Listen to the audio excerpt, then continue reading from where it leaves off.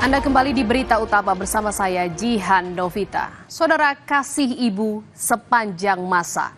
Perjuangan ibu melahirkan dan membesarkan anak di dunia sungguh tak mudah. Ibu mestinya mendapat tempat dan perlakuan istimewa. Tapi di Bekasi, Jawa Barat, ibu justru dianiaya anak kandungnya sendiri. Anak yang seharusnya menyayangi dan mengasihi ibunya justru menganiaya. Bukankah surga di telapak kaki ibu? Kira-kira kata apa yang pantas untuk melukiskan kelakuan anak semacam ini pada ibu kandungnya?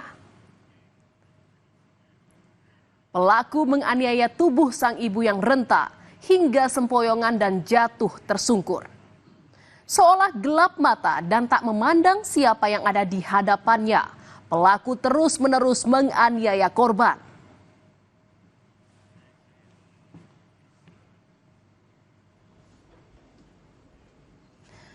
Tak lagi garang dan jagoan, tampang pelaku jadi lesu tak berkutik setelah ia dibekuk polisi dan ditetapkan jadi tersangka. Sungguh pemandangan yang berbeda, saudara, dari awalnya garang dan jagoan, kini diam dan tertunduk. Pelaku kini ditahan dan dijerat pasal penghapusan kekerasan dalam rumah tangga. Ancaman hukumannya 5 tahun bui.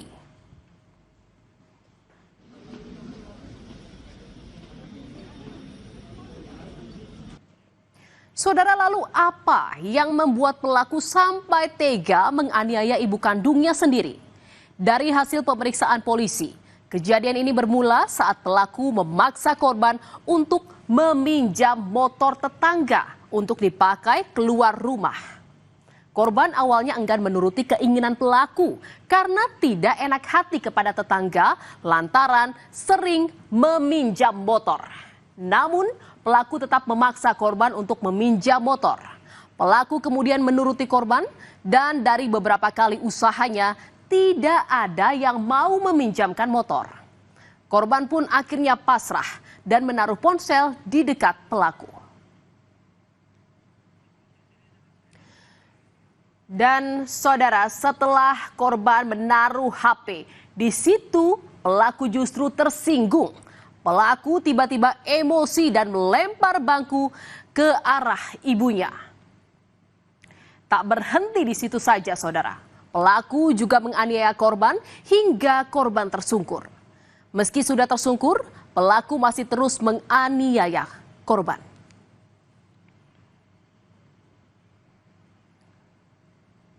Saudara, tak puas menghajar sang ibu, bak kesetanan. Pelaku mengambil senjata tajam di dapur.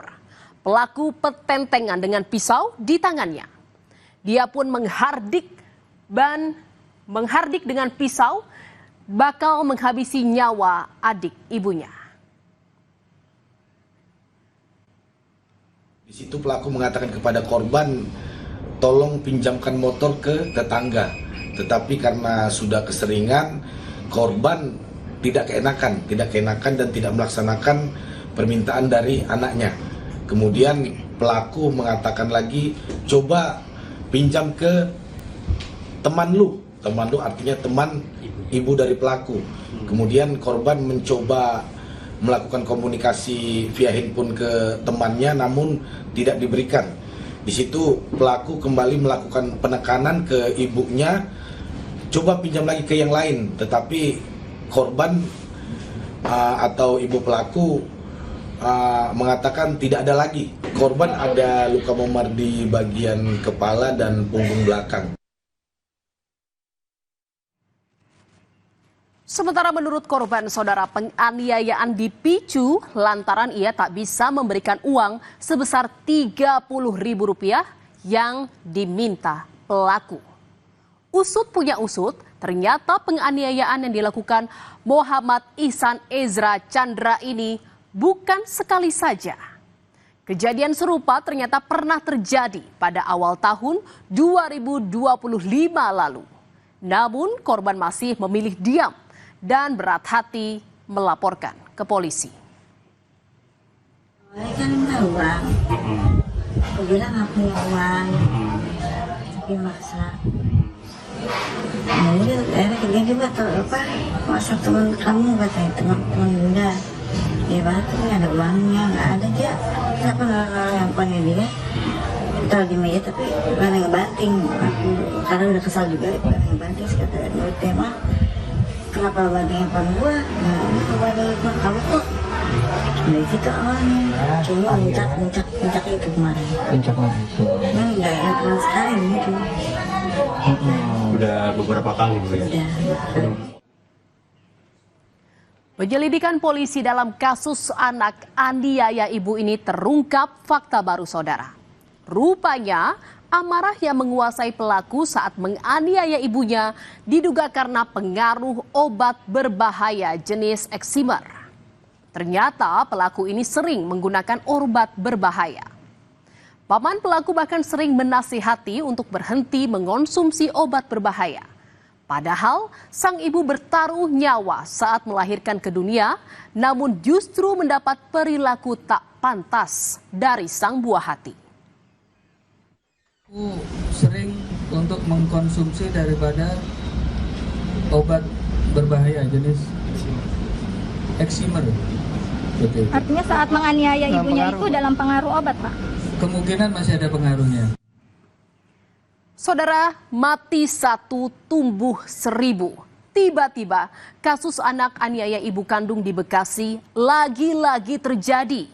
Gelap mata, seorang anak tega hati menganiaya dan melukai ibu kandungnya. Sadisnya, pelaku menganiaya korban dengan menggunakan senjata tajam. Dan mujur, sang ibu bisa melarikan diri keluar rumah lalu meminta pertolongan pada warga.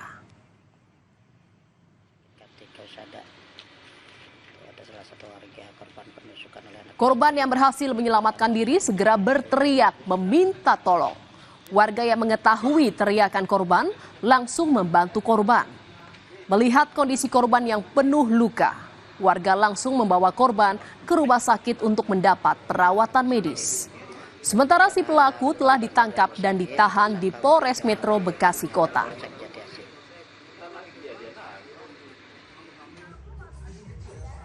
Korban dan pelaku sudah lama menempati rumah di kawasan Jalan Makmur, Jati Asih, Kota Bekasi ini. Namun ia dikenal tertutup. Sanin, ketua RT setempat bilang, tak terlalu mengenal korban dan pelaku.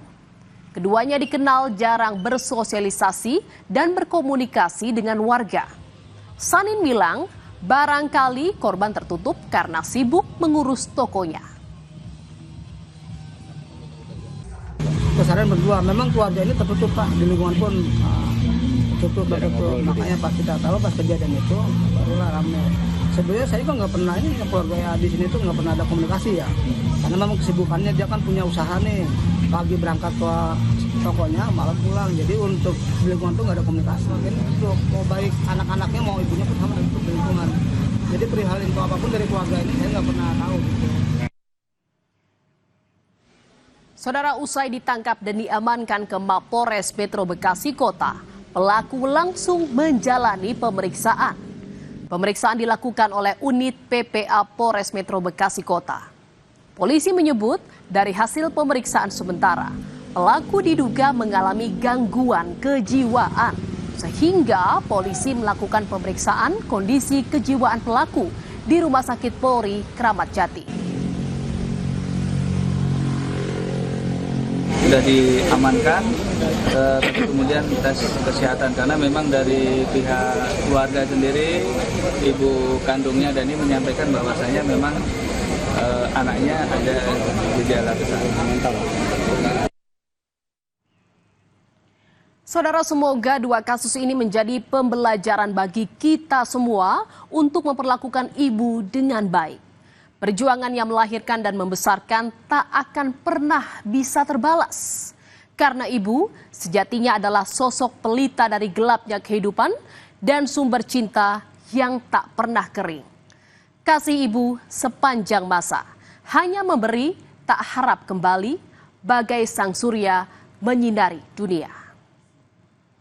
Saudara, berita utama masih akan kembali seusai jeda dengan informasi mengenai pendaki asal Malaysia jatuh hingga kedalaman 200 meter di Gunung Rinjani.